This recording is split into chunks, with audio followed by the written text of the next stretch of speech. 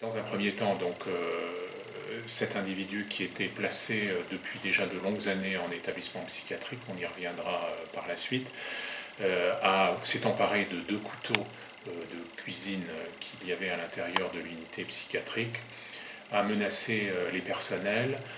5 personnels sont victimes de ces violences. Une a reçu un coup de poing, 2 ont reçu des coups de couteau, fort heureusement de faible intensité, et donc l'une a été victime de coups au niveau de l'arcade sourcilière et la seconde d'égratignures au niveau du corps. Les 2 autres victimes ont été victimes de menaces, d'insultes, mais pas davantage. Donc on a donc 5 victimes à l'intérieur du centre hospitalier, mais les personnes qui sont habituées naturellement avec des personnes au profil psychiatrique assez lourd ont été extrêmement surprises, choquées, comme on peut l'imaginer dans cette situation. L'une des infirmières est sortie de l'unité psychiatrique, et c'est en sortant qu'elle a permis, entre guillemets, dans sa fuite, à l'intéressé de sortir de cette unité dans laquelle, normalement, de laquelle il ne pouvait a priori pas sortir.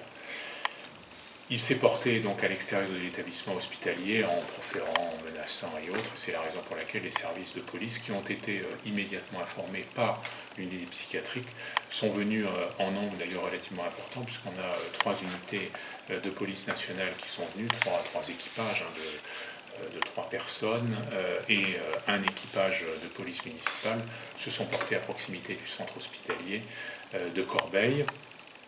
Ils se sont trouvés en présence de l'intéressé. Dans un premier temps, un premier équipage a tenté d'approcher l'individu par l'arrière, de le gazer avec gaz lacrymogène, qui a priori n'a pas eu un effet très important sur cette personne. Ensuite, un autre personnel policier a donné un coup de canne télescopique, semble-t-il, sur cette personne. Là encore, la personne a résisté. Et au moment où il a reçu ce coup de canne télescopique, il s'est porté en direction d'un premier policier, le blessant au niveau de l'épaule, mais surtout ayant un impact assez important sur le gilet pare-balles, qui fort heureusement a préservé la sécurité de ce policier.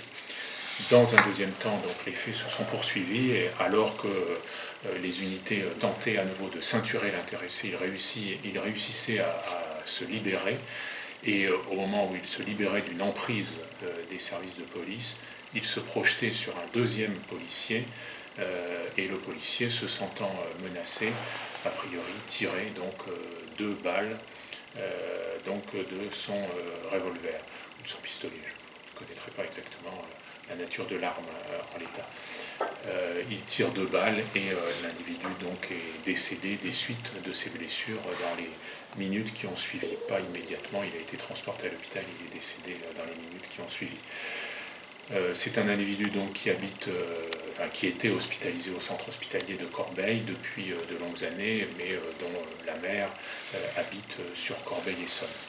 C'est une personne qui a déjà fait l'objet de poursuites judiciaires, puisqu'il avait été l'auteur d'un meurtre en 2009 sur la commune de Bagneux, et il a bénéficié, entre guillemets, d'une décision d'irresponsabilité pénale par la Cour d'appel de Versailles en 2011. C'est aussi une personne qui avait antérieurement été connue pour des faits de trafic de stupéfiants. Il avait été condamné par la Cour d'appel de Versailles en 2006 pour des faits de cette nature. Pour revenir sur les faits, donc, qui lui avaient valu cette déclaration d'irresponsabilité pénale par la Chambre de l'instruction de Versailles, c'est une décision donc, de 2011 sur des faits du 19 septembre 2009. Voilà en l'état les premiers éléments, si vous voulez, qui sont portés à notre connaissance. Au regard de ces événements, j'ai décidé donc d'ouvrir 2 enquêtes. Une première sur les faits qui sont commis à l'intérieur de l'unité hospitalière, et cette enquête a été confiée à la Sûreté départementale sur les violences, naturellement qui se conclura par une extinction d'action publique au regard du décès de l'auteur des faits. mais je souhaite quand même que les personnes soient entendues pour respecter leurs droits. Et d'autre part, une deuxième enquête que j'ai confiée à l'IGPN sur les conditions dans lesquelles ce tir par arme à feu a été opéré par cet agent des services de police. Et là, pour des raisons qui ne sont pas directement identifiées à cette heure, il est rentré dans une crise de très forte violence ce matin. C'est-à-dire qu'il s'en est d'abord pris à un personnel qui venait dans sa chambre pour des choses usuelles, autour du linge. Personnel qui a battu plusieurs coups de poing. Alertés par les bruits, les autres personnels qui étaient à distance proche sont arrivés et il s'en est à ce moment-là pris aux deux suivants qui sont arrivés en utilisant des instruments qu'on utilise pour manger, fourchette, couteau, surtout de table, tout simplement, les choses en inox qu'il y a sur les plateaux repas, qu'il a utilisé avec beaucoup de violence en touchant deux personnels par des plaies plus ou moins profondes selon les personnes. Et puis enfin, il a poursuivi à l'intérieur de l'unité, toujours en brandissant ses couteaux de table, deux personnels qui ont pu fort heureusement se réfugier ailleurs, soit hors du service, soit dans certaines salles du service. Mais tous ces gens ont bien sûr été soit meurtris dans leur chair, soit très troublés par ce qui se passait. Puis ensuite, il a forcé la porte d'issue du service.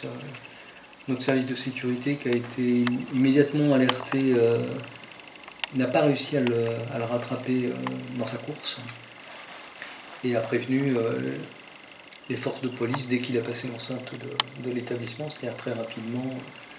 Et ensuite, voilà les faits qui se sont déroulés sont ceux que M. le procureur vous a rappelés.